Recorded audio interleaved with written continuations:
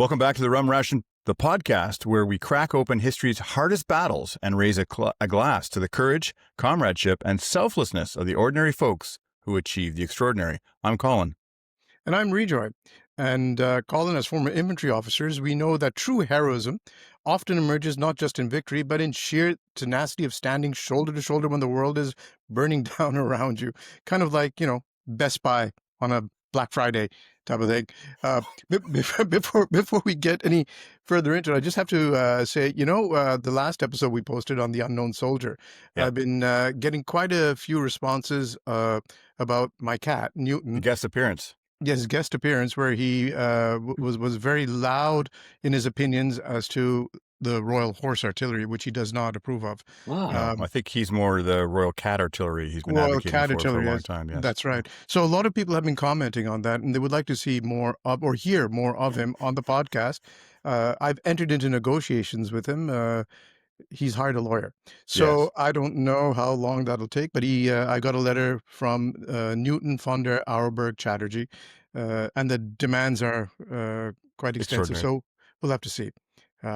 But I'm sorry, we should continue with this particular episode, which is a very, very exciting episode. We have a guest who's wondering how hard and how fast do these guys go off track and how quickly, and he's already figured it pretty quick. But my role here, Hal, is to keep Rejoy on track. It's a tough one. That's a difficult role to fill, is it? It is. It's a very difficult track to find. Yes. So today we are looking at a foundational moment in North American history, which is a battle that decided the fate of a continent and marked a turning point in what many consider the First World War. Not the one that we think of in 1914, 1918, but the First World War. We are talking, of course, about the Battle of the Plains of Abraham, or the Battle of Quebec, on September 13th, 1759. Yeah, and to guide us through this monumental clash between General James Wolfe and the Marquis de Montcalm, Canadian students of history will be familiar with those two names. We're lucky to have a very special guest joining us, someone who, unlike most of us, can be creditably defined as an expert on the subject. That's right, Rejoy. To help guide us through this monumental clash between Wolfe and Montcalm, we're joined by someone who has spent a lifetime thinking about how wars are really fought and why they matter. We have today Professor Hal Klepak, who is Professor Emeritus of History and Strategy at the Royal Military College of Canada, and he's a Montrealer to boot, with a career that straddled the classroom, the archive, and the army. So Hal earned his BA in International Relations at McGill, my alma mater, before heading to the University of London for his MA and PhD in history. He went on to serve as special advisor on inter-American defense affairs, first to the commander of the Canadian Army, and then, for nearly a quarter century, to the Minister of National Defense, while also teaching at places like Queen's, Saint Jean, Université de Montréal, London, and Oxford. And he's not just a scholar on paper. For 16 years, Hal was an infantry officer with the Black Watch, Royal Highland Regiment of Canada, retiring as commanding officer in 1983, with exchange stints in the British Parachute Regiment, the Scottish Black Watch, and France's 76e Régiment d'Infanterie. His publications range from Cuban military history to Churchill's formative campaign in Cuba, exactly the kind of global strategic lens that helps us see the Plains of Abraham not just as a dramatic half hour on a Quebec hillside, but as a turning point in a genuinely worldwide war. So whether we're talking about 18th century muskets on the St. Lawrence or Cold War strategy in Latin America, Hal has thought deeply about how power, policy, and ordinary soldiers collide on the battlefield. Hal, we're honored to have you on the Rum Ration. Welcome to the show. Thank you very much. The invitation is an honor for me. And I thought you were going to say when you started about my long, if not distinguished career, that I was there because I look so old in this picture, but I wasn't there. I want to assure everyone I wasn't quite there. Not very long afterwards, I came along, but I wasn't actually there.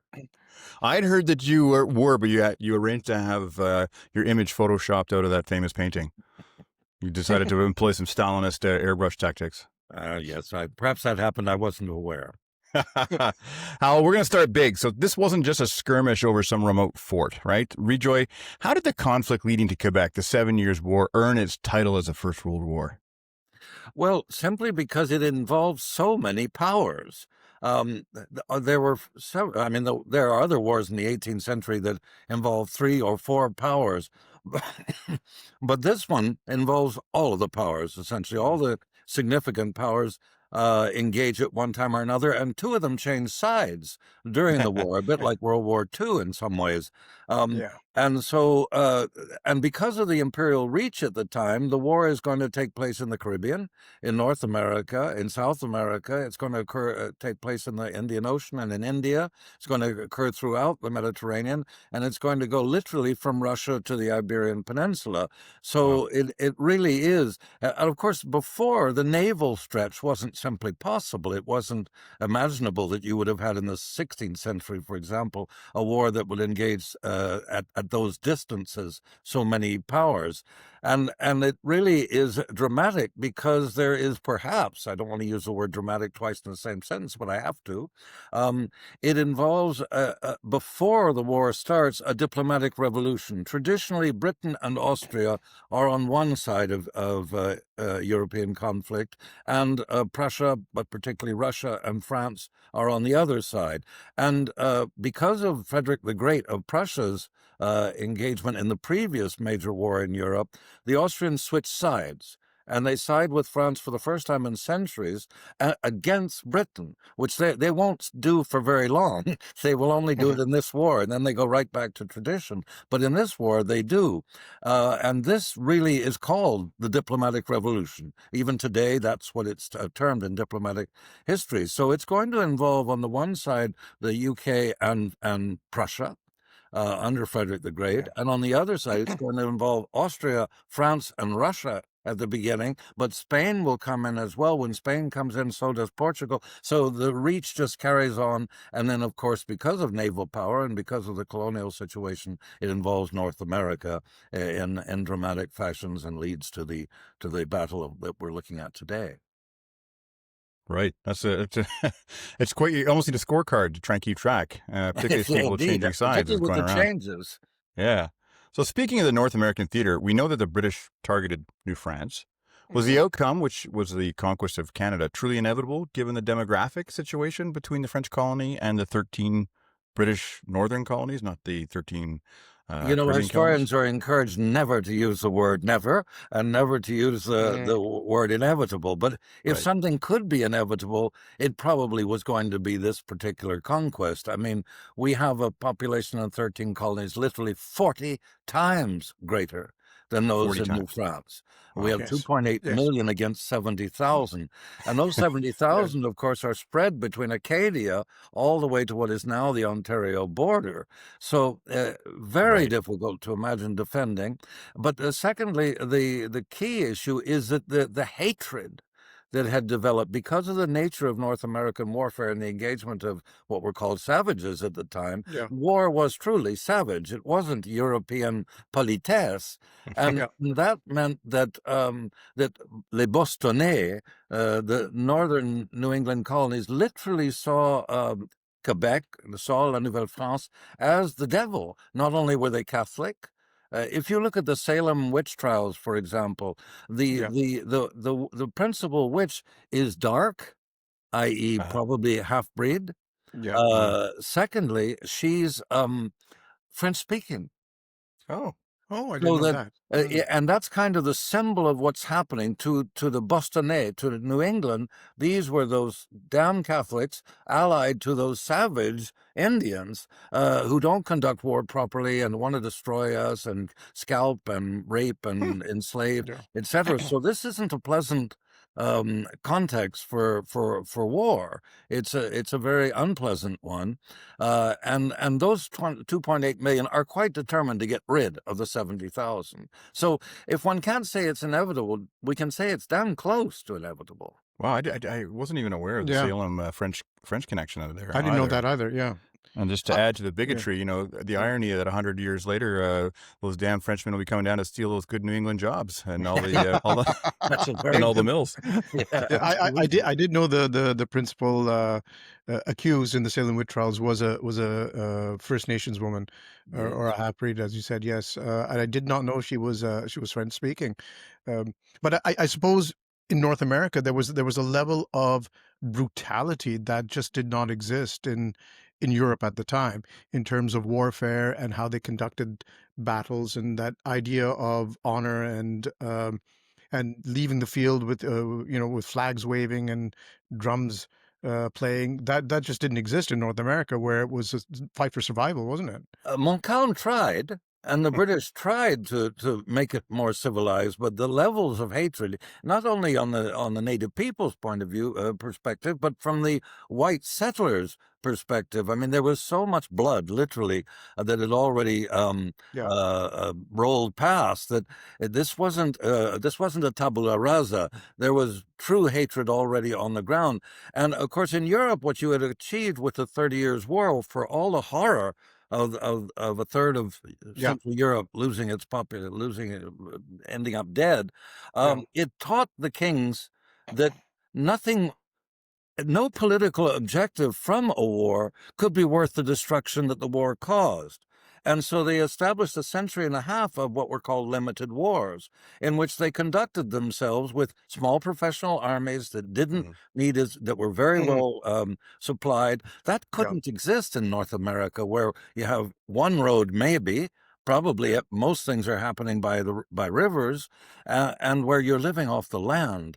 Right. So your armies may not be very small, but they're all to a great extent living off the land. They didn't like a lot of things in those 13 colonies, right? Including paying taxes, but that's a whole different thing. We won't get into that right now. But we really can't discuss the global nature of this war without bringing in Frederick the Great of Prussia, can we? And the role of Prussia's king in this whole enterprise. How did his fighting in Europe facilitate Britain's objectives in North America? Well, it really permitted it. It's essential to remember, and we tend not to, particularly in Quebec, we tend not to remember all of the campaigns against Quebec from 1608 on are conducted by New England militiamen. There is no British regular presence, and there's virtually no Royal Navy presence. These are colonial campaigns maintained and run and recruited locally. And that's easy to do because the conquest of Canada is such an appealing idea. And of course, French Canada has to defend itself. So what happens is that while the war begins very badly for Prussia, largely because of Russian successes in East Prussia, slowly but surely, Frederick the Great shows his mettle, which is he's probably the greatest general that Europe produces in the century. So that he finds himself beating the Russians by 1762. He's beating the French immediately and beating the Austrians immediately. The Austrians, who had always been Russia's enemy, are now obviously fighting against Prussia, and Prussia beats all of them. And it beats them soundly after 1758. 1758 is still a little bit difficult, but by 1759, Prussia is dominant on the continent. What this permits is that for the first time in history, the British Army is available for international deployments on a major scale. So that at the same time that the Royal Navies cleared the seas virtually, one would want to exaggerate that France continues to have an important navy, but it has essentially cleared the seas of the enemy, both in the Indian Ocean and the Atlantic.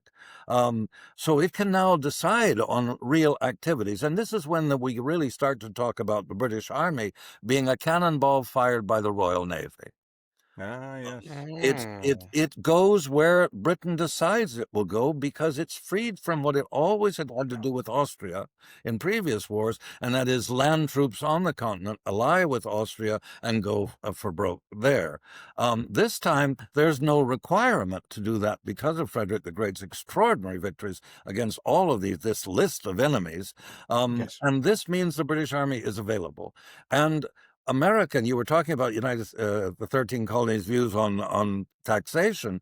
This allows the British monarchy to do something very popular in North America, which is send thousands of regular troops with a major Royal Navy deployment with them to conquer French Canada, not to seize as a diplomatic bargaining chip for the negotiations for the end of the war, but actually to place itself. Well, but that's only, and I think you guys know this very well, that's only part of the picture, because this is part of amphibious attacks throughout the world conducted by Britain. Yes.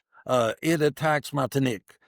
successfully and takes it. It attacks Manila in the Philippines. Talk about worldwide. Yeah. It attacks Cuba, and it attacks first Nova Scotia and then Quebec itself. So we're talking about an extraordinary moment which the British had not known before and the French had never faced before, where the British are able to deploy significant forces in North America, depend very little on colonial militias, and while at a time when the French are going to be very dependent on colonial militias, because the Royal Navy's command of the seas means that reinforcement to the North American continent, or India for that matter, is, if not impossible, very, very difficult indeed. So Frederick is really a central player in this, and it's one more of those wars where what's happening in Europe is absolutely essential to understand what's going to be happening in North America. We are colonies, reflecting what's happening in Europe, not deciding what's happening in Europe. Sorry, that was a bit of a long answer. That's a great answer. Beautiful. And it That was really, beautiful. Yeah. really made me think in particular, like how spread out that was, but without the communications abilities it got now. Like to be able to do something in Manila, to be able to do something in Cuba, opposite ends of the world, and up in Nova Scotia, and you don't exactly have satellite navigation systems you can fire off a message to everybody. How do you coordinate all that? Oh, they had a compass. Yes. You had, of course, commanders on the ground, something we might learn about today a bit more. We had commanders on the ground who had the confidence of the Admiralty and had the confidence of the War Office. You knew what the king wanted. Right. You're thousands of miles from home, and he expects you to interpret on the ground what has to be done to fulfill his aims. And that's really a great thing to be able to feel when you're a commander on the ground or at sea, as in most of these cases. But these are amphibious operations, and while the British have more experience with that than other countries, other than the Dutch, they don't have all that much experience. And so Manila, Havana, Quebec, Martinique, these are amphibious operations, which we think of as normal after Normandy and other things in the Second World War, but were dicey affairs in the 18th century, partially because, of course, you didn't have charts, or you didn't have anything like the charts we have today. But that sets it up beautifully you really sort of set the stage for describing how this becomes a really a global conflict, because I'm also thinking about when you mentioned Manila and Cuba and in India, that they had the French on the run there with Chandernagore, and then there was the Battle of Plassey. All happened during the same time period. So all of a sudden, you see the British Army becoming quite proficient at what they do, not just on the continent, but far beyond it. Yes, indeed. It's an extraordinary moment for the British as well. As you both know very well, the 1759 is the year when the bells never stopped ringing, as the expression goes. And if you go through the list of victories, which are only, of course, the beginning, because Manila falls in 61, Havana falls in 62. The Russians changed sides in 62 because of Frederick the Great's victories, but also because they say the British hammering the French literally worldwide. And this is now going to be not only a diplomatic revolution, but a military revolution. The British Army, which is always seen as kind of a adjunct to the Austrian army, small, professional, very good, but small. The British will fight with Sterling. They will not fight quite so much with redcoats. And now that's not going to be the case. They're freed for action, and they become, I think the word you used a bit ago, Rejoy, was proficient at their job. One of the things that really struck me when you're talking before, when I asked that question about the communications ability, and you basically described what in modern terms we call mission command. And I used to, when I was commanding officer of the RMR, I used to really annoy my junior officers by constantly quoting Nelson, and to the point that they actually engraved the saying on my departure kit. But Nelson said, quote, "When I am without orders and unexpected occurrences arrive, I shall always act as I think the honor and glory of my king and country demand." End quote. I mean, that sums up mission command, right? You know the grand strategic picture, and you've got resources at hand, you've got the time, you've got the conflict, you've got whatever's going against you, and you make the best decision. And I kind of think we're missing that. Yeah. I think we're missing that in modern day when you've got satellite imagery following the poor master corporal or sergeant who was trying to execute a raid, and it's being in Bosnia we started to call them. You probably remember we started to call them strategic corporals. That's right, because even 100%. The corporal at the barricade, controlling traffic through a barricade, became a person who had to take decisions of immense conceivable potential importance. Yeah, particularly with CNN camera on you. Yeah. Well, they didn't have CNN cameras back in 1759, and we're gonna turn our attention to the two main antagonists, James Wolfe and the Marquis de Montcalm, both Freemasons, I might point out, as a shout out to my Freemason buddies. And both men died in the battle, becoming immediately iconic. Yeah. Tell us a little bit about Wolfe, the ambitious, sickly young general. Yeah, he wasn't in particularly good shape, and of course he was very thin and short, and particularly important, he was very young. But he did already have a reputation as it's not mythology, it's actually, as far as we can tell, fact that his successes were such through his vigor and his seizing the initiative. He became well known, although he was only a very junior major general. I mean, 32 years of age. But the tradition that the king eventually said when the general staff said reacted to his being promoted and appointed to serious jobs, and the king and the king said, "Well, what's the problem?" And they said, "Well, he's mad, isn't he?" And I know you know the story. And the king said, he's mad, is he? Well, I wish he'd bite my other generals.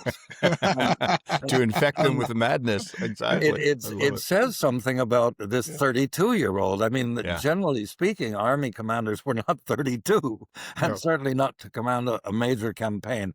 So, his descendants are still invited to the citadel occasionally for events with the Marquis de Montcalm's descendants, and that makes for really interesting chats with both of them. And you can see that in Wolfe's family, the current chap who is a typical Brit in many ways, middle class, or it's a middle class family. This is not aristocracy.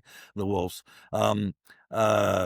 You can see that there's a modesty. I mean, he's a youngster. He's very popular with the subalterns. You were talking about the RMR. He would be very, very popular with the subalterns because he jokes and he tries his high school French on the vendus and trying to listen to the vendus. And so it's really charming. And there's something of him. There's something of Wolfe in him. Wolfe is an adventurer. He knows he has to make it. He doesn't think he's going to live very long. A bit like Churchill in his early years, thinking that he would die young. And so he's a man in a hurry, but he's also extremely competent. And he's chosen, of course, to replace Amherst and to replace generals that have failed in 1758, because there is a determination to make 1759 what it was already becoming, a year of victories, and to also claim to some extent with the Prussians that we're doing our part.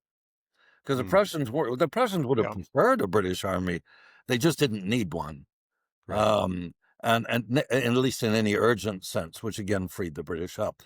The Marquis de Montcalm can't be very much different. He's a quarter of a century older. He's also an excellent general. I know that that's not necessarily popular in some quarters in Quebec to say. He's an excellent general. His conduct of the strategy in North America is, in my view, brilliant. If he falls back on Quebec and is criticized for that, the reality is that there's no other option. Once the British have taken all of Nova Scotia, that is Cape Breton finally, and particularly Louisbourg, the French have no fleet. They have no prospect of having a fleet.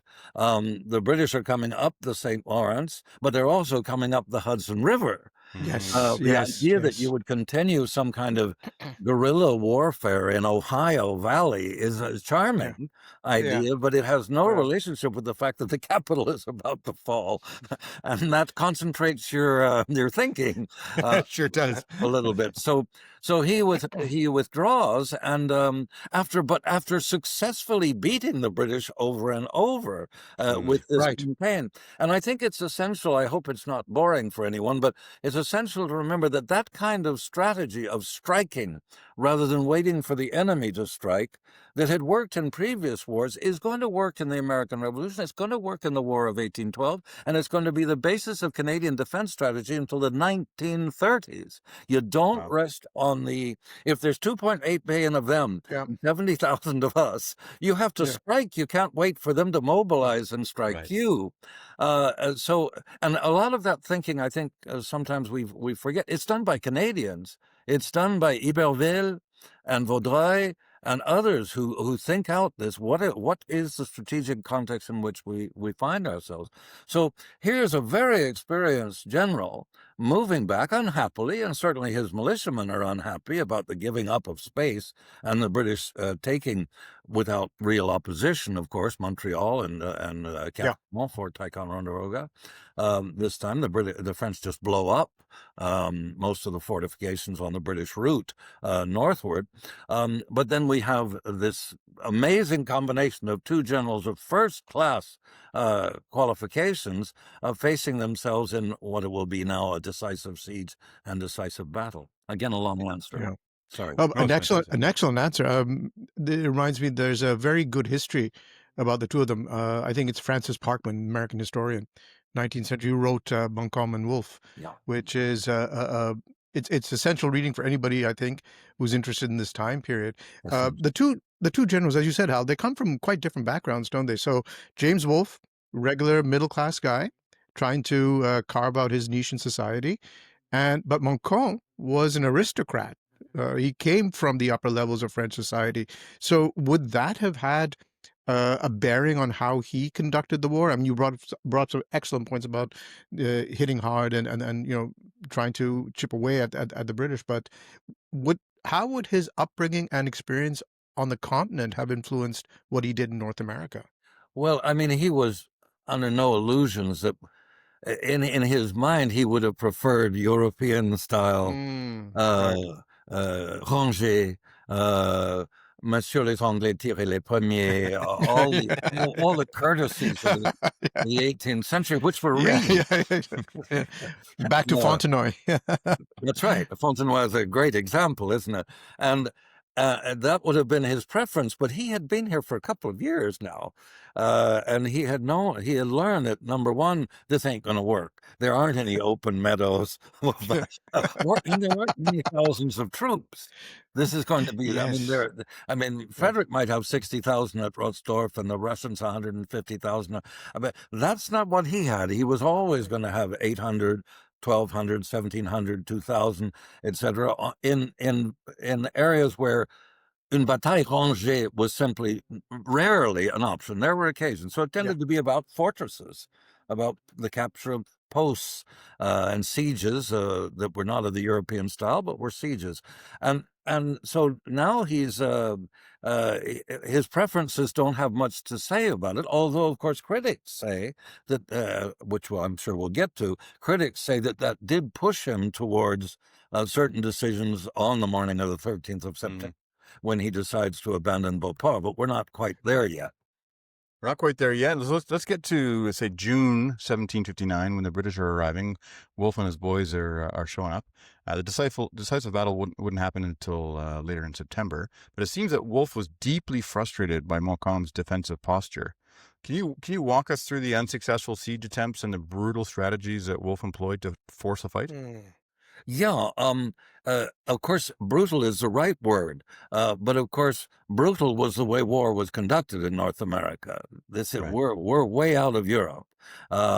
These are native peoples engaged with another view about warfare. These are militiamen who hate each other, literally. This is whereas a professional soldier in the Spanish army didn't hate his Austrian enemy. It was just as the king has told us, we're professionals, we're off to fight whoever he decides. Next war, we might well be fighting someone else. That was not the context for North America. The British arrive, of course, not entirely by surprise. I mean, Montcalm wouldn't have withdrawn from the west if he were entirely surprised. He knows what's coming because the British have taken Louisbourg, and he's withdrawn from the Hudson Valley. He's withdrawn from the western St. Lawrence Valley. But it was not considered that it was easy for major warships and major transports in particular to make the trip the whole way to Ile d'Orléans and besiege. The previous attempts had not involved. But the Royal Navy was into the business. You were mentioning it a few minutes ago, Colin. The Royal Navy was in the business of taking risks. It wasn't risk avert, as we would say today. Risk aversion. They had a habit of executing admirals who were a little too risk adverse. Voilà, pour encourager les autres. And I would have thought pour décourager, but okay. And of course, that's a very good example, Colin, because when Admiral Byng, why is he shot? He's shot because he's won, but he hasn't pursued. Yeah. I mean, the message is very clear to every captain. You mentioned Nelson. Every captain knows you exploit victory. Very German World War II. You don't let the enemy escape because you can't afford exploit. Because France can lose 1,000 naval battles, Paris won't be taken. But if Britain loses one naval battle, London may well fall. So why do you have purchase of commissions possible in the British Army, but not in the Navy? Because if the Navy loses, you can't mess around. It's reverse. You can buy commissions in the Navy, but you can't buy commissions in the Army, because if the Army is defeated, that's a bit unfortunate. But Paris will not be falling tomorrow morning. So unless you did lose one of those battles, a decisive one. So we've got this fellow who's arriving, who's produced a magnificent defensive system. He has a left flank on the Montmorency, on not only the falls, but on the river behind the falls. He has a seemingly impossible escarpment to the west of the city. He has pretty scruffy walls because they haven't been repaired very well since the previous war, partially because of corruption in the French colonial administration, which we sometimes talk about, but I rarely study and deserves more study. He's got a town which he's got most of the people who are particularly worried already out. He's got a fantastic militia force.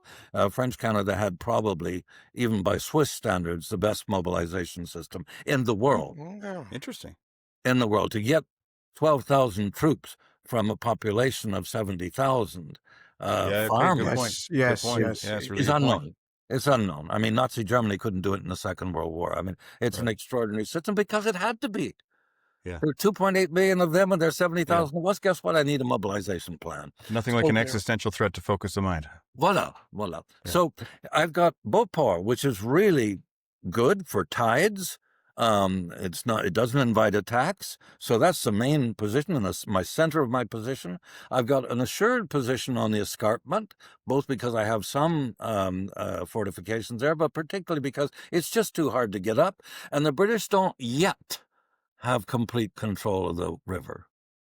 They'll get it, though. And that's a pretty arduous. I mean, I think Richard Garon. He's the one who first pointed out to me as an artillery officer what the British did in hauling their guns around, and that was like, whoa, that was A, very arduous, and B, very decisive in what's going to happen. Yeah, and so what have we got? We've got a Wolfe sitting on Ile d'Orléans, saying, well, bombardment would be a lot more easy if I could take Lévis. Yeah. Right. Montcalm is in a difficult position that if he defends Lévis on the other side of the river, he'll lose because he can't reinforce because he doesn't control the river. Whereas the British can have a check there and they can attack tomorrow morning, they can attack tomorrow night. They control that end of the river, and they'll soon control the river entirely. As they do the further and further recce's, as Amherst is coming up. The British forces from Carillon are coming up. I mean, it's not looking good. So, but my position is very strong as Marquis. I need to get them to delay. Anything I can get to hold them back until winter comes. General Winter, yeah. I can at least hope that the French Navy, La Royale, will take the initiative in 1750. and 1760 and come to my assistance. So my business is to delay. Wolfe knows that. He knows what Canadian winters are like too, not as well as Montcalm does. And I should talk about that this morning. And so they both know it's a war against the clock. What Wolfe therefore does is he tries out in July. He tries to strike at Beauport and see if how strong that position is, and he fails disastrously. Well, I mean, not that disastrously, because if you control the river, you just come again. But still, 500 casualties from excellent troops. It's not good for morale. It's the last day of July. August is already, as you two know very well, also already has some evenings which remind you of other times in the year.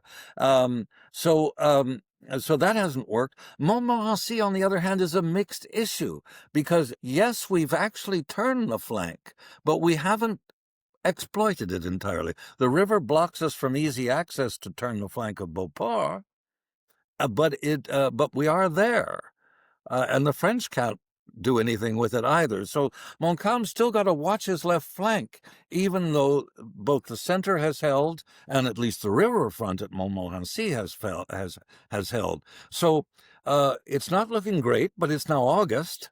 I can be a bit more optimistic, and of course Wolfe then does what he's going to do, which is recce's significant reconnaissance upriver, and the terrible strategy, but a North American strategy, which is the burning of farmhouses.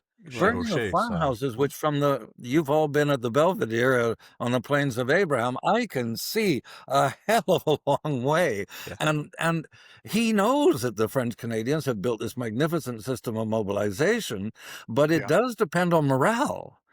And there's no question, there are deserters then.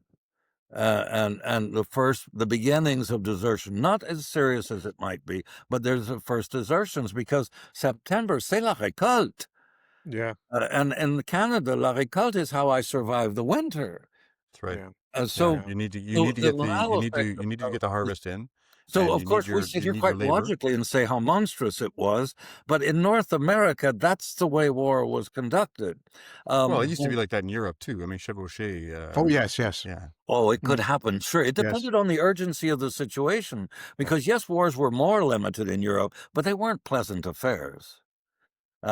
So there I am. It's August. Wolfe isn't going to try again, but he's got Lévis. And the bombardment is ferocious. Yeah. And he's got a navy. He's got complete control of the river, and particularly at night. And once he's got Lévis, before when Lévis and the city could bombard any ship passing through, it was perilous, to say the least. Oh, yes, the reconnaissance. Once Lévis is taken, the French have no artillery on the South Shore. So the river's ours, Wolfe can say. And he then... of course, the famous discovery of Lanceau-Foulon and the possibilities that exist. And, of course, he moves a major part of his army upriver, which Montcalm thinks is going to be a pincer movement from Montmorency, from there, and maybe an attack from Beauport. But he's not at all sure. So this excellent general does what he can do. He has Montmorency as strong as it can. He keeps a significant observer force on the Plains of Abraham. He thinks they're impassable, but of course Wolfe is willing to risk. Run the risk. I mean, you talked about the effects that he was doing. You talked about his reconnaissances. He was doing, and some acts of, let's call it, psychological terror when he's trying to demoralize the French Canadian volunteers, but it was a large number of farms, like up and down the St. Lawrence, that were burned. I think it's something that's upwards of 1,400 farm houses were destroyed. And you think of the impact it would have on morale, because not only the farms and the barns being burned down, well, any kind of harvest that was still remaining or had already been brought in, and all the implements that were used, you couldn't just go down to your local co-op and buy a whole bunch of new farm implements, right? There wasn't a John Deere dealership. You needed a serious manpower to be able to do that. It must have had a huge impact. It must have, and we have to look at it post 31st of July.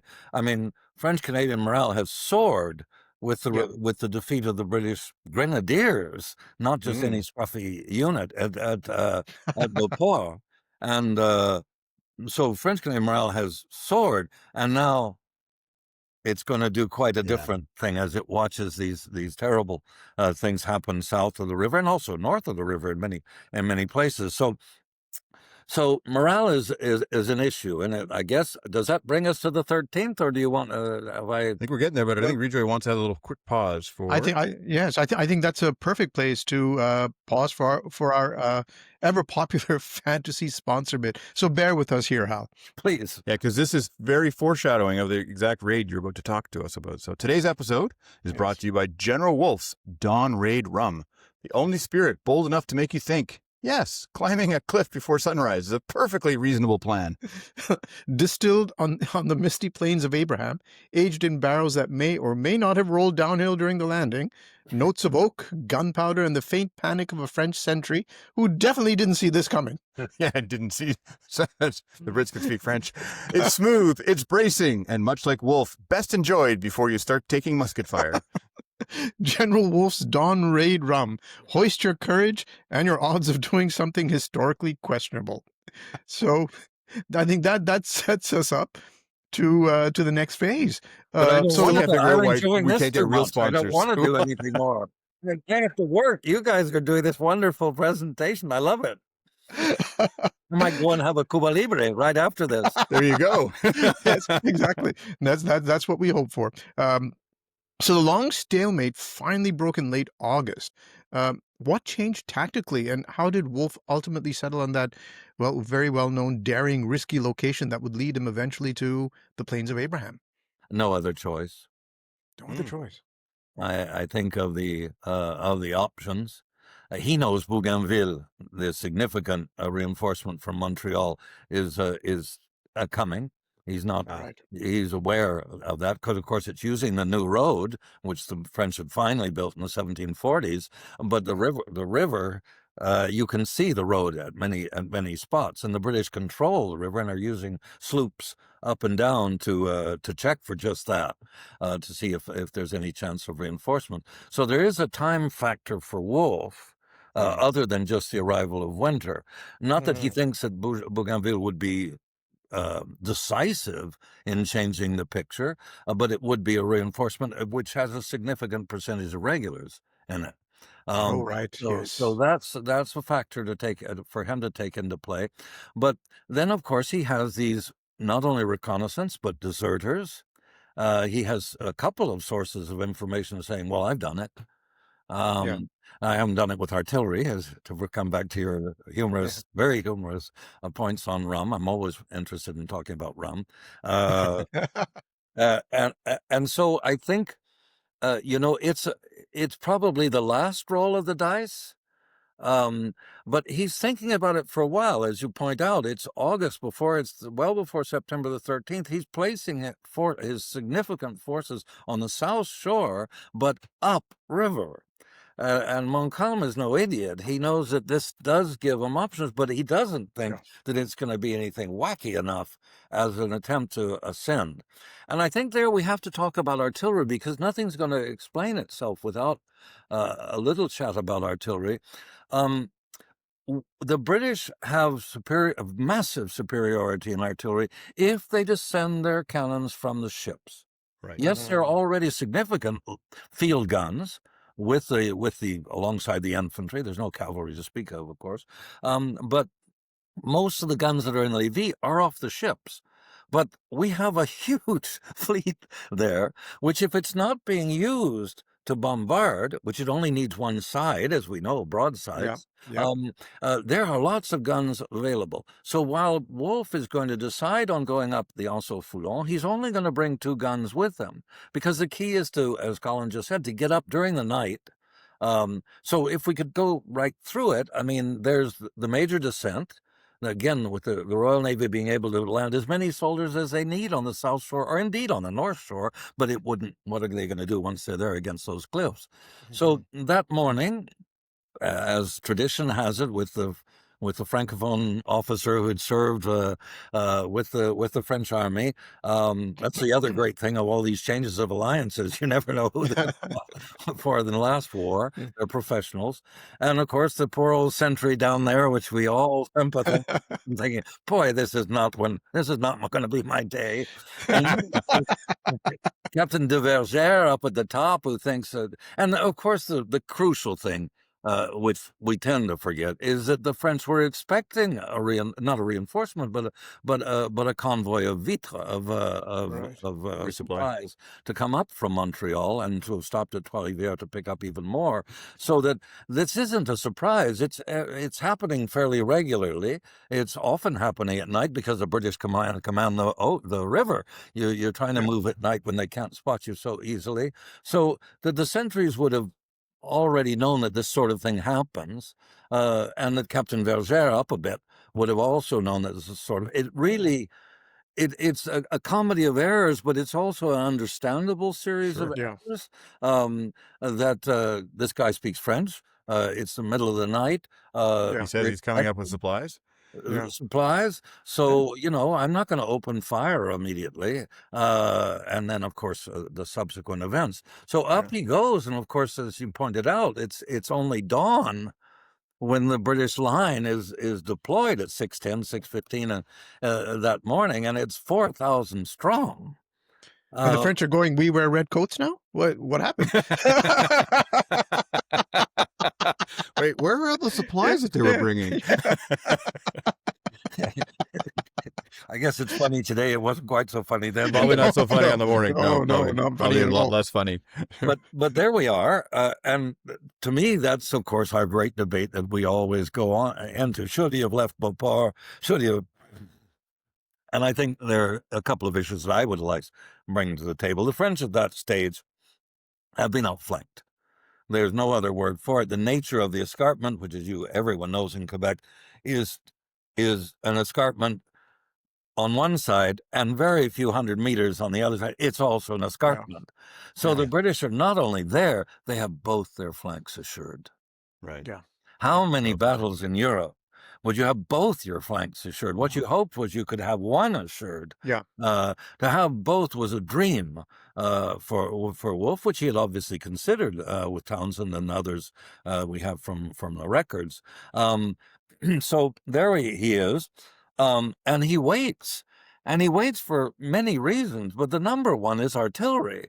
If I hold this position, I can just sit here. Yes, winter's coming, but so is the artillery. I have control of the water.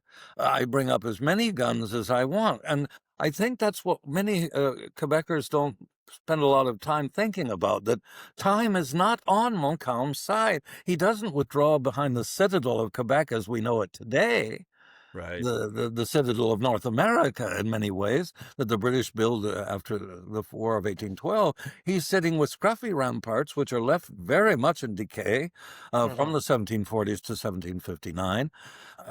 And he's facing an artillery war very soon, in a question of hours. And he's been pounded from Lévis as well. Indeed, the whole time. But also the fleet has moved. So Beauport is not in a happy... It's been kept up all night long by Royal Navy bombardment. 3 ships of the line have just gone round with both sides, alternatively, firing, keeping the French not only awake, but on the qui-vive the whole time. We don't know, is it another landing at Beauport? Is the landing, are the people upriver? Are they just the feint? Are they the feint? Or are they the real attack? He's got to take decisions that are, I think, in no way easy. But to come back to your points about he's a European commander used to a different kind of war until recently, your flank being turned is a major event in life. Yes. It's not, oh, well, that's unfortunate, and particularly with Montcalm. So you look at the picture from where he is in Beauport, on low ground, remember. He ain't on the high ground. On low ground, Lévis in front of me, and it's absolutely dominated by artillery shelling me to smithereens. Not quite so much at Beauport, but at least at the town and at my fortifications on the hill. Montmorency isn't looking good either. The British have obviously now turned my flank. Yeah. What do I do? Well, there are very few commanders, European or not, who would say, well, nothing. I'll wait here. Right. I'll wait behind these walls for the British attack, because it's pretty clear the British aren't going to attack. And why aren't they going to attack? Because time is on their side. Yeah. They do have to worry about reinforcements coming from Montreal, but they're going to have reinforcements too. This isn't Yes. the end. There's all of the regiments at Ile d'Orléans are stood too. They're not asleep. So imagine, I haven't slept all night. My flank has been turned. It's clear that the enemy has time on his side. Do I sit here? Well, no. I know this isn't good. It's very bad. And as you know, he rides off to do his first recce to see what he tells people to finish breakfast and the rest of it. And then we have the other morale effect on the French Canadian militia. They've never seen him in a panic. Oh, right. Mm. Yes. At no battle that he's been in before has he been panicked. He rides off without saying bonjour to anybody. He rides through the regimental lines of Régiment de la Reine, but also the militia battalions and companies in Quebec City itself, and he's in a hurry. And that's not something they've seen. And Not as we all reassuring. know, when the commanders, why aren't British officers encouraged to run? Around? Because Yes. say, why are they running? You know, Americans tend to laugh at this, but I think Canadians tend to understand that Yeah. soldiers Yeah. are going to say, Yeah. if he's in that much of a hurry, are we in good position? What does he know that I don't? Absolutely. No. What does he know that we don't know? So anyway, he gets to the heights, and of course he sees that there's 4,000 people with only 2 guns, but he sees the Royal Navy. It's daytime now. The Royal Whoops. Navy is in complete command, and it's doing what? Unloading guns. Oh, So- that's an oh dear moment if I ever heard one. There you Yeah. are. So he decides to cobble together this force as best he can, but the British are right in front of him at Beauport. Yeah. Is us all a feint to draw me away that way? I can't denude Beauport, both Right. because the British are at Montmorency, and if there's no opposition, they could easily do something from Montmorency, but they're right in front of me, and they've been bombarding all the day. And what do I see on Ile d'Orléans and on the shore of Lévis? Regiments of scarlet-clad troops assembling. Mm. Yeah. Well, I think in Quebec we're a little ungenerous sometimes about that mourning for him. If the British are going to command the river, they're going to, the Royal Navy has that expression. Admiral Mahan, our American hero from the 1890s, writes, Yeah. command of the sea allows you to take as much of the war as you want. Mm. When the war doesn't go well for you, you leave that war, which is what the British Army does every time in Walcheren, Moore in Corunna in 1808, 1809. All of these campaigns, when the British Army doesn't do well, it leaves, which is why the Europeans call him perfidious. Perfidious Albion. Yes. The Austrians will say, where are you going? Yeah. We're allies. Sorry, this isn't going well. We'll send more money.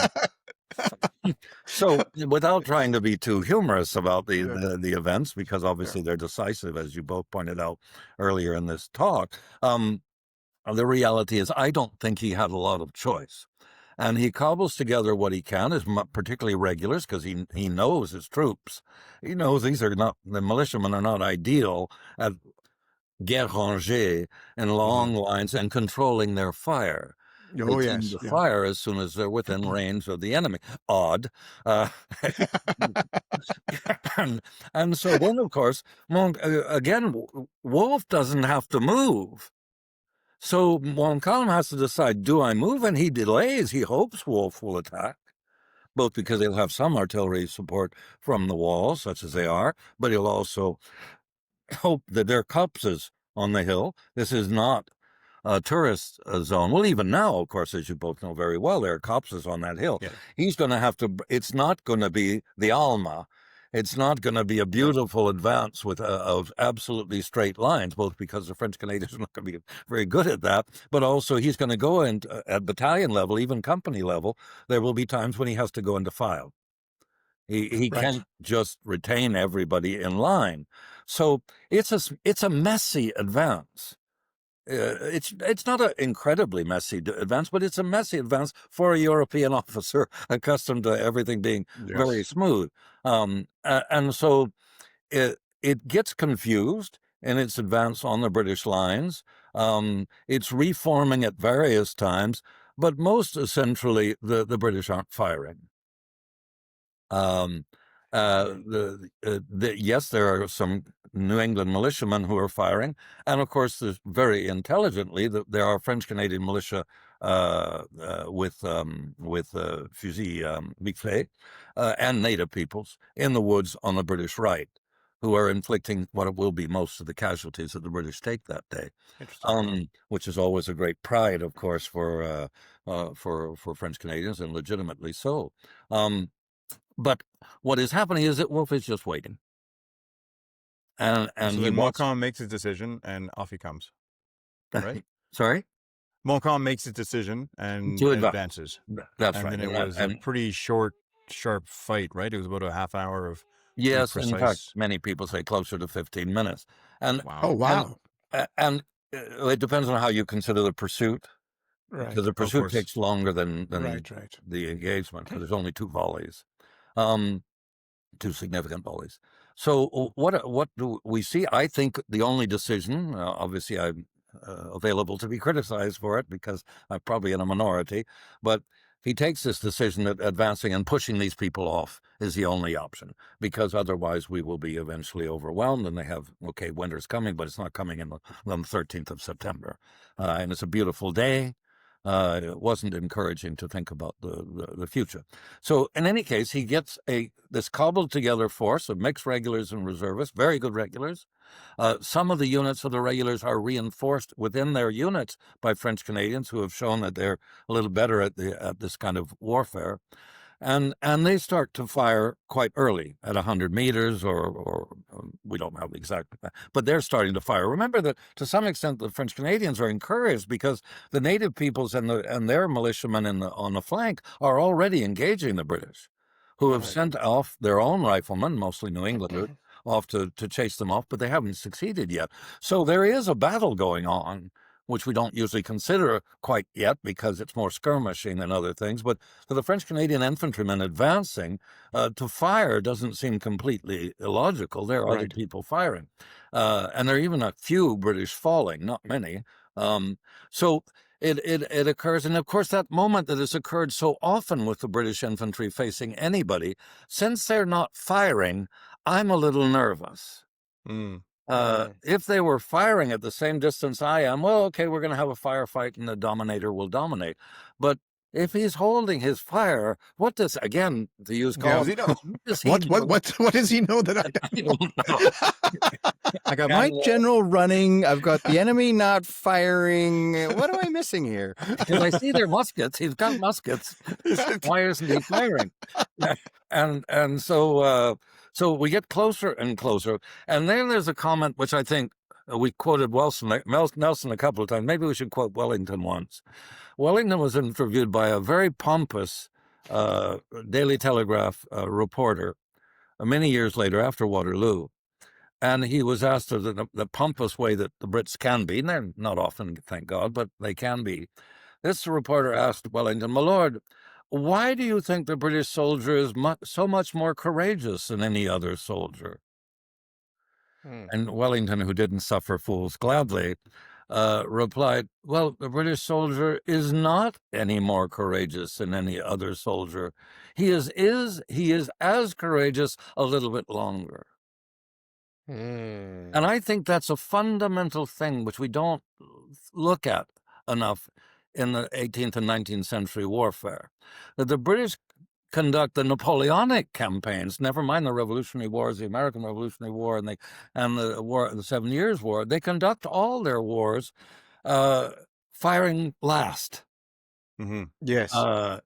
Closer when the enemy is much closer, for the shock effect of a volley, because these are muskets. These are not individually targeted because they won't hit anything. their muskets, it's volley fire. They're not stupid. This is the only thing. You have to break the enemy's will by volley fire. So this is essential. The British soldier waits for those orders, and it becomes the most famous volley in European history. Yes. It is supposedly the most perfect volley ever delivered. Now, whether that's true, we don't know. But even French reports on the battle suggest that suddenly this unbelievable unleashing of fire of 4,000 men hits the French line, already not in confusion, but not entirely correct by 18th century standards. It is then followed up by the famous 10 meters, or some people say 20 meters of advance, while en chargeant, and a second volley. Well, of course, they're not ready for this. They're too close. They're 40 meters away. Some people say 30 meters away. This avalanche of fire has arrived on them from what was completely quiet for the last several minutes. And our casualties are severe, and they're all in the front rank. And of course, the enemy does what the British always do, the bayonet. Right afterwards, of course, into this confused mass of militiamen and regulars. And Hal, sorry, would I be right in thinking this was the time where, isn't this when the British Army developed that the tactic of having the infantry line up in 2 rows rather than 3, which a lot of the other continental armies were doing, in order to extend the line and get a more concentrated volume of fire down the line? I'd like to say that it was originally ours, Canadian thing, but I don't think we can say that, because at Blenheim, some of the battalions were put into the British problem was always, we've inherited this from the British. We don't never have enough of anything. Right. You're old soldiers, you know very well. The one thing we can be sure of is we won't have enough of anything. That's for sure. That's British tradition. Okay. We only inherit bad British traditions. So that you're absolutely right. Of course, that Wolfe is in 2s. I mean, there's 2 lines. Now that means there's going to be 4,000 muskets fired, advantage. But of course, fortunately, the enemy doesn't have any cavalry, or you wouldn't take those risks. But in fact, continental armies didn't work in 3s. The French tended to work in 3s, but depending on the moment, it could be 4s. And the Russian army, it was frequently 12s. Oh, wow. It depended on how much confidence you had in your troops, because as you guys know very well, if you're in something big and functioning, you got lots of blokes behind you. Yeah. There's a certain confidence that builds up. If there's only one bloke, and not only that, if I'm in the second rank and the guy in front of me falls, guess who's going to go into the front rank? And it's over. There's no third rank to replace anybody. So you have to have a lot of confidence in your soldiers. That's right. I've had Rejoy behind me. I'm not sure it's a comfortable place that I'm like, really? Yeah. If Colin goes down, I'm on my horse. Because I always wants the tall guy in front. Because it's at Sebastopol, of course, it's at Inkerman, and that the thin red line, as an expression comes, because of course they're journalists in the Crimean War. Yes. And this journalist looks out from his hilltop and he sees that, wait a minute, the Russians are deep like this and the British are deep like this. And he calls it the thin red line because that's what it was. But it wasn't something we wanted to do. It's something that we were forced to do. Right. I don't want a thin red line. That's what the government's given me. Yeah. My preference would be to have 10 times more troops. Thank you very much. Yeah. But this is what you got. So. This is what you got. Again, a very Canadian concept, right? The British then do launch this bayonet charge into the backs of the fleeing French. And the French, of course, that's actually, as they get really close to the walls, that's when the British start to take casualties, because the people on the walls are able to fire. They're in comfortable positions. And of course, they've got a couple of guns as well. So they inflict what essentially the casualties the British take, and not to exaggerate, but are essentially there. And of course, like most pursuits, the Brits get a bit confused as well, particularly the Highlanders are having too much fun with their claymores. They get very dispersed. So they have to be pulled back. An assault, they can't follow the French into the gates. That's not going to work. They're too disorganized. So we have this incredible series of volleys against a mixed force that has been dragged together, cobbled together at the last minute, who have just been in trenches, comfortably in trenches, and having defeated the British from that position, suddenly they're, by a very nervous commander, they've been cobbled together, marched from Beauport up to the Plains of Abraham in a rush. Yeah. Right. This is not the calmest. I mean, normally in a European battlefield the night before, we've slept. We've been raised perhaps a bit early to avoid Clausewitzian friction, but we're there. And we're now in line, as we would have expected to be from last night or maybe from weeks ago. This is not the situation on the 13th of September. And so also the casualties, you had the two commanders both mortally wounded in that action. Do we know, was it from the volley fire that got Montcalm? Was it from the skirmishers? You were referring before that the skirmishers on the flanks were inflicting most of the casualties on the British. Do we know what happened to Wolfe? Well, French-Canadian historiography tends to say that it was them firing. It's true that they tended to have a musket which had a rifled barrel, so they could fire farther, and they were certainly engaging the British line when Wolfe has his first wound, because they both have multiple wounds. But most people think that it's that the fatal one probably came from French regular fire, but that's conjecture. It's not like everybody knows who killed Nelson on the deck of the Victory. True. Because the guy presuming every survivor took credit for it. And of course, Montcalm is also wounded, less seriously, and of course he lasts a few nights. And although he's not able to be present at the Conseil de Guerre, which decides on surrender, I mean, he obviously wasn't giving anybody good ideas about staying. And of course, the great final issue on that is what happens to Bougainville. Why didn't he march to the sound of the guns? And that's, of course, a proper question. Perhaps not surprising that his next job is founding a colony in the Falklands. We're now Falklanders listening.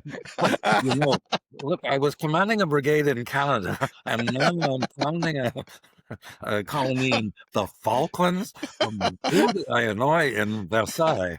But he doesn't march to the guns.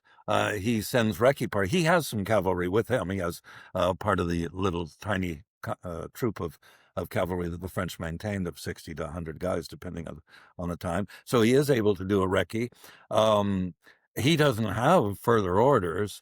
And it's not clear that even if he arrived on the scene, if the British had just turned around while the French are still organizing, is that going to... So, I mean, there was no way that a drone could carry the information between the two commanders to coordinate, as some Quebec historians suggest. Well, why didn't they just catch them in a pincers? Well, that's nice in 2025, but it's not. Cell phone service wasn't very reliable back then. No, and even the horsemen can't get through the British lines. So, that, I think, is from my perspective the interesting side of this. That if it wasn't inevitable, I don't know what Montcalm could have done that morning. And I don't know what he could have done with his 4,000 men that he had pieced together. They weren't going to be all regulars. The deployment of regulars, the delay that it would have required to bring all regulars up would have meant that you would have lost the initiative entirely. But that's an argument that you could make. Well, wait another hour and two if the British are waiting. But of course, he didn't know that the British were going to sit there forever. He suspected they would for artillery reinforcement reasons. So we have this battle that is really decisive. We've tried to make more of Sainte-Foy the next spring, And of course, the British do get clobbered at Sainte-Foy. They have a half-starved garrison that's been very cold for a number of months that comes out to face the French. But it's hard. The British commander knows that he can retire into the fort because spring is occurring, not fall. And that's everything in Canada. He knows that, well, what are the chances that the French Navy is going to have retaken command of the seas? It certainly didn't look like that before. Okay, I haven't had any communication with Versailles for several months, but it didn't look like that before, and it hasn't looked like that for the whole of the war. Because after Quiberon Bay, the French Navy doesn't challenge the British in North America. Right. And so no French commander could have been sitting there and say, oh, well, it's probable that our guys are coming first. And no British commander would have thought that either. He'd say, well, what usually happens in the spring? The Royal Navy comes and saves us from our, the British Army. And I think we should have it in the Canadian Army too.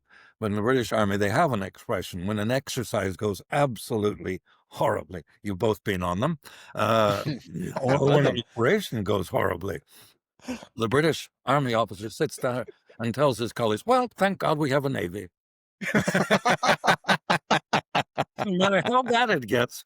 And I think we should have that in Canada too. Because that's what happens, eh? Dieppe, landing in Normandy in 40, Dieppe, if it had gone badly in Sicily, if we'd only got on some ships in Hong Kong, I mean, time to go. We're not out of this tradition, but I think it's a wonderful phrase because when everything absolutely goes to you-know-what, the expression is, well, thank God we have a Navy. We'll get out of this. So I guess you want to talk about implication? Yes. So the victory in the fall of Quebec 5 days later was part of the really an extraordinary year for Great Britain, wasn't it? How did this conflict cement 1759 as Annus Mirabilis, the year of wonders? Probably because Americans took it as such. No matter what was, well, remember that the Russians are getting beaten on the continent as well, as the French are getting beaten on the continent. Austrians are holding back because they're wondering if this is going so badly for the big boys. And as I mentioned, we're going closer and closer to a Russian changing of size. Spain has come in only because the British have sort of gone like that enough for them to decide, and of course they then have this disaster. The biggest successes, though, are still to come. They're the result of 1759, of the increase in British morale, in the decrease in British funding of Frederick, because his victories are meaning that the loot is such for the Prussian treasury that it's not as dependent on British money. So it's we have to remember that it's 61 that Martinique and Havana fall. 62 or the change of size for Russia, but also Manila falls. 1759 is the Annus Mirabilis, which brings more Anni Mirabili. My Latin is not good this morning. It's early. It's not that early. What's it called? I always blame it on the rum. Okay. There are more Anni Mirabili, but they're nothing like 1759 because it's just so, I mean, North America is British. Overnight or over week. And of course, you mentioned the Indian victories. Indian victories as well. I mean, everywhere, anybody is going there. Victories coming in, either against French allies or against the French themselves or against both. And the French fleet is not putting to sea because it's just not worth its while. So to me, it's the beginning of something, because what had been happening in 58, well, the Russians were still doing tolerably well in 58. They're getting beaten, but they hadn't left East Prussia, for example. They hadn't been driven out yet. And yes, we take Cape Breton, but don't take anything else. Right. So it's now going to be a snowball effect, not to bring in a Canadian term. We're going to have a snowball effect where the British are less than ever risk averse, and the Navy's seeing that it can actually work with the Army instead of these useless soldiers that we don't actually make to work with. So I think Britain is being empowered mentally and in terms of morale to really try some other things which are going to mean just a series of further victories. And this was the year also, I think, it inspired the Heart of Oak, right? Absolutely. And Rule Britannia. And Rule Britannia. As a whole, not only the expression Hearts of Oak, Yes. but Rule Yes. Britannia. Yes. We'll drub them again like we drubbed them at sea, as we drubbed them before. I mean, it's just happened. Yeah. So It's quite amazing. the sentiment. Yeah, quite the sentiment. Yeah, and I think it brings us back to the fall of Nova Scotia. I mean, Cape Breton really matters because you've closed the St. Lawrence. If a French fleet sails, where will it supply itself? Right. Yeah. Where Well, will I it? guess We've always had this magnificent harbor and this magnificent fortress, and now, if the British Navy is between us and Quebec, we have no supply arrangements. We have no post North Atlantic repair capability. So it's a huge risk. And of course, as French Canadians tend to say, the Antilles and India are more important than quelques arpents de neige. Yeah. Absolutely. As we'll see at the peace treaty 4 years later. Yeah, that's right. Yeah. Yes. Well, let's break here for another fantasy sponsor segment. This episode is also brought to you by Montcalm's Last Stand Maple Whiskey, the official drink of realizing at the worst possible moment that the British are already on the plains. Handcrafted in the heart of New France, it's infused with warming spices, subtle maple sweetness, and just a touch of frantic galloping from Beauport to the battlefield. Smooth on the first sip, chaotic on the second, and by the third, you'll be charging headlong into history with all the misplaced optimism of Montcalm himself. Yes, Montcalm's Last Stand Maple Whiskey for when the situation calls for boldness, or at least something strong enough to pretend it's going well. That's awesome. Thank you. The capture of Quebec, Hal, it led to the eventual surrender of Montreal in 1760, and New France was ceded to Britain by the Treaty of Paris in 1763. What enduring military lessons do you take away from the campaign, particularly the dynamic between the highly trained regulars and the tenacious Canadian militia? Well, I think the first one, let's be a little parochial. The first one is that that the French-Canadian soldier is something to deal with. It's not. It's Murray, isn't it? It's Murray, not Carleton, who says that the French-Canadians may be the most courageous people on earth, but they are certainly the most generous. Oh, well. I mean, the British respect for the Canadian militia was so extraordinary that they actually disbanded. Interesting. Because Murray and Carleton are in agreement that French Canadians, once they've sworn allegiance, will be loyal to fight anyone but their own king. Interesting. And that Carleton is quite clear that we should never ask them to. It's completely illogical to ask someone who is being a loyal subject of his previous king. You can ask him not to fight against you once he's sworn allegiance to you, but you can't ask him to fight against his confrère. And I think the British, of course, changed that in the years before, just before the American Revolution, where they start to have confidence that French Canadians will be loyal, except against France. But they're slow at it because they respect just how good these people are. And of course, war with France is undoubtedly around the corner because they will seek vengeance for the 7 Years' War, which of course they do. So I think that would be the most parochial comment I would make. The second comment is that for Canada in general in the future, that a militia strategy is a good strategy to slow, but it cannot be decisive without command of the seas. Yeah. And I think everyone takes that away. And it's very interesting to me that in the 1880s, so much later, when American railways reached the border, that the Admiralty tells the Prime Minister in London, we can no longer defend Canada because the Americans can arrive in a question of hours, not Right. weeks, at the border. And the Canadian militia can be outnumbered 50 to 1, however courageous and however successful in 1812. They were successful because of the Royal Navy and the British regulars to a great extent as well. If we can't provide either of those because of the speed of American advance, I can't defend Canada. And his report back to his own diary is the Prime Minister said, "Oh yes, so you're going into question period on Tuesday, and you're announcing that we're handing over 3 million British subjects to the United States. I don't think so. Make a plan, defend Canada."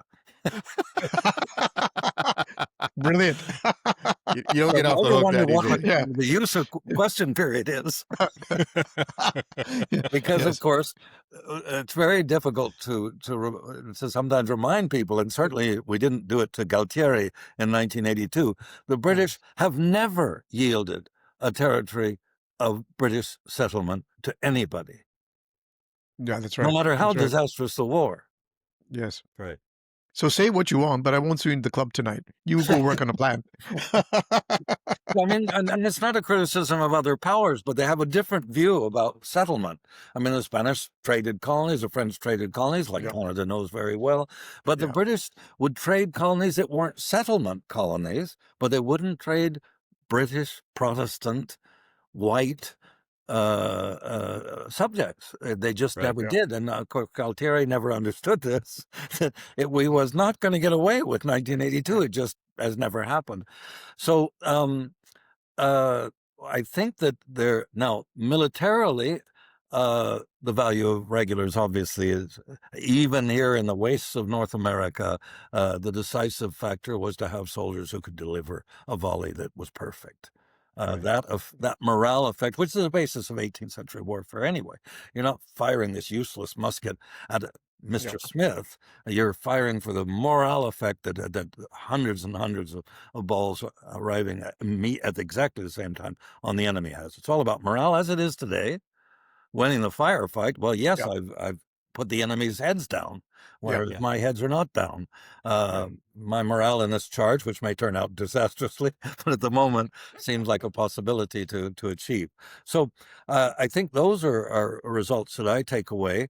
Of course, politically, it's a catastrophe for Great Britain because it counts on American loyalty and gratitude. And gratitude is the rarest of virtues, but in international relations, it's non-existent. Initially, of course, if the bells are ringing in London, they're ringing much more in Boston and Savannah and Charleston and Philadelphia, because after a century and a half of constant threat, the threat is eliminated by the Yes. fall of New Yes. France. It's not just reduced. And that, of course, encourages the British to say, well, would you like to pay a little bit? Very little bit towards the cost of this war, which have changed your strategic position entirely. All of a sudden, I don't have any money in my pocket. Sorry. So, sorry. so from an Anglo-Canadian perspective, this doesn't seem very unreasonable. Number one, your costs for a militia have disintegrated because you won't Yes. need one. Number two, yes, you're going to have some Indian questions, but we're going to resolve that too by putting a border down. Would you like to pay something?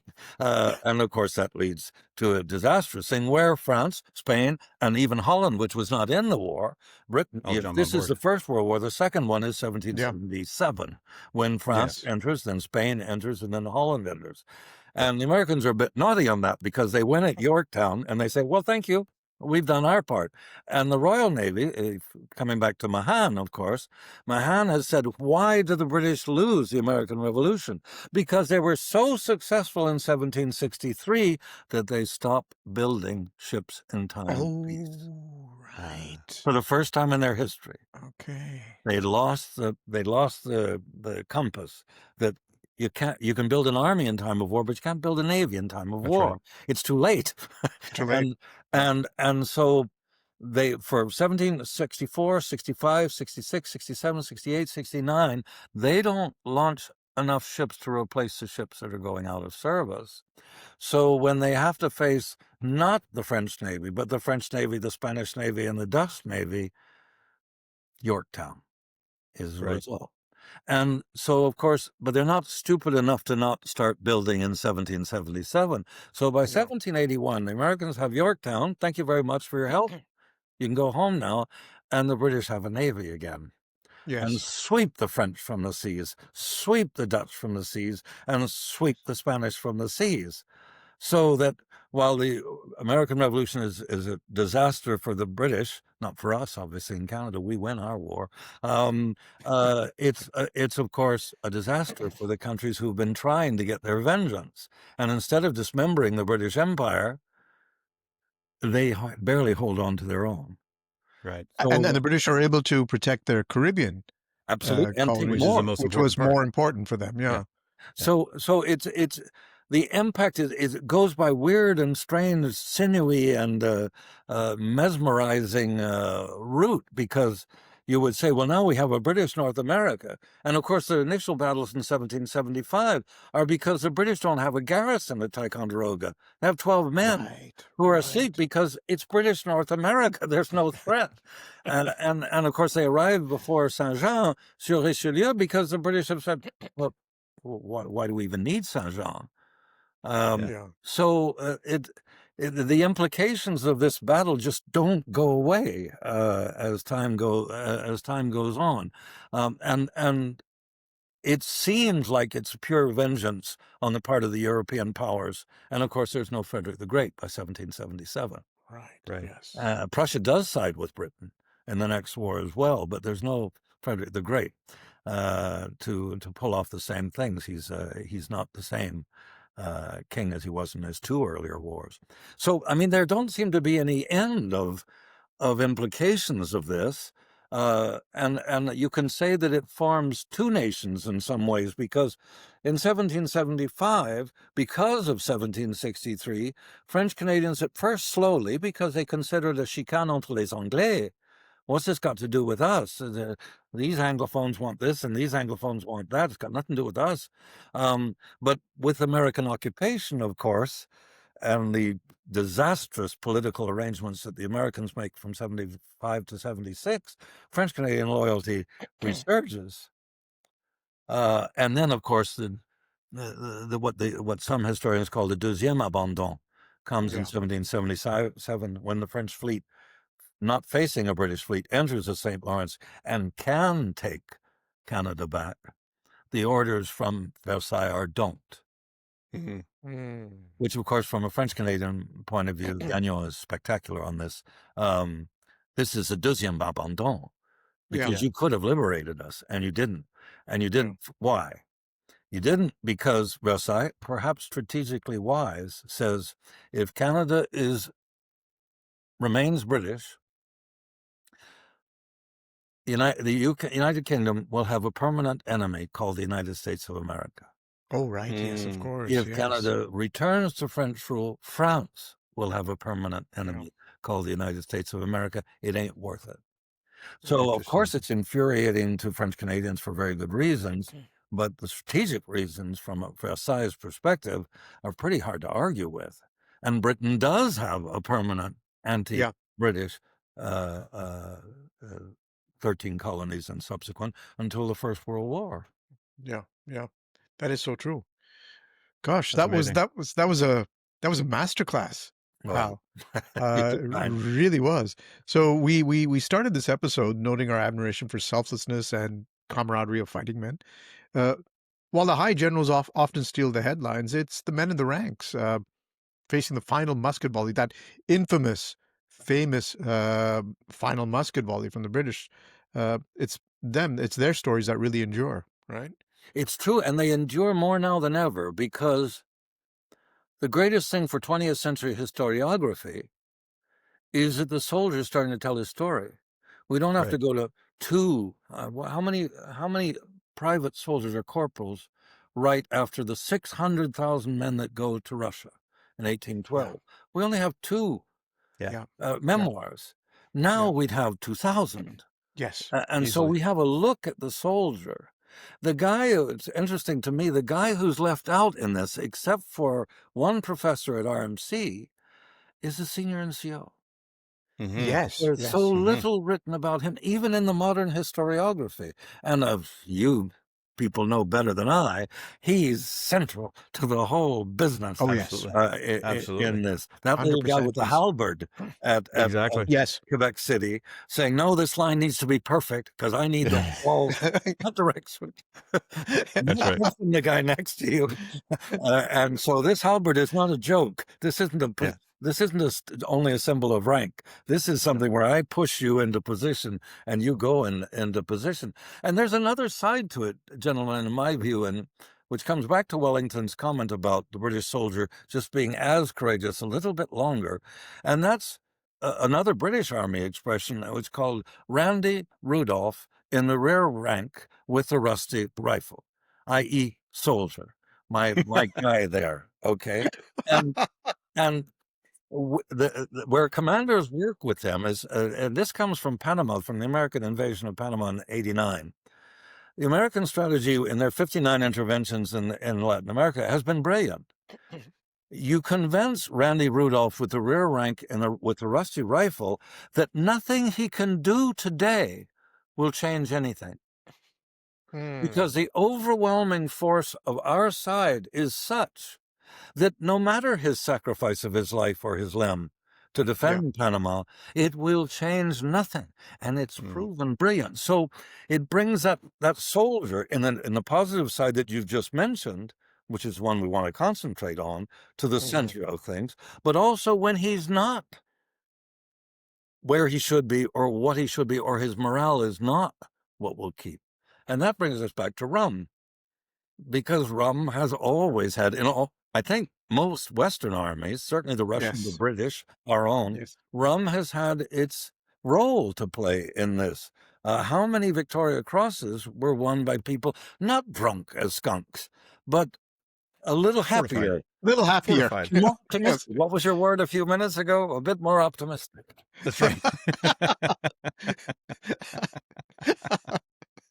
Well, that's why we had the rum ration. Keep telling those stories. There you That's are. right. So thank you, Hal. Like the Battle of the Plains of Abraham, which was clearly a flashpoint in the 7 Years' War, it really reminds us, and you've done a phenomenal job of reminding us how interconnected the global empires were. And I think it's just overlooked by a lot of people, and how a single decisive victory could shift the balance of power for generations, and the impacts that I think are still being rebounded.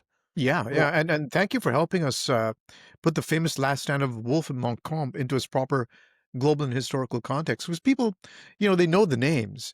And I'm sure, more than a few people know about the Battle of the Plains of Abraham. But the entire story, the way you put it together and put us there, is just so amazing. It's such an amazing journey, and I felt like I was right there. Also with the French sentry, that poor guy that keeps coming back to me. Well, at least he didn't get cashiered. Poor old Vergere up the hill. The captain, the officer has to take the responsibility. Absolutely. That's right. She said, "Wasn't my fault." We've all lived that, haven't we?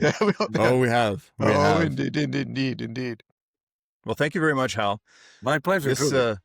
This wraps up this episode of the Rum Ration Podcast. Please like this episode, subscribe to our channel if you haven't already, and please give us a Christmas present by convincing a few friends to subscribe to the Rum Ration Podcast. Until next time, cheers to history. Cheers to history. Bye-bye then. And there we go.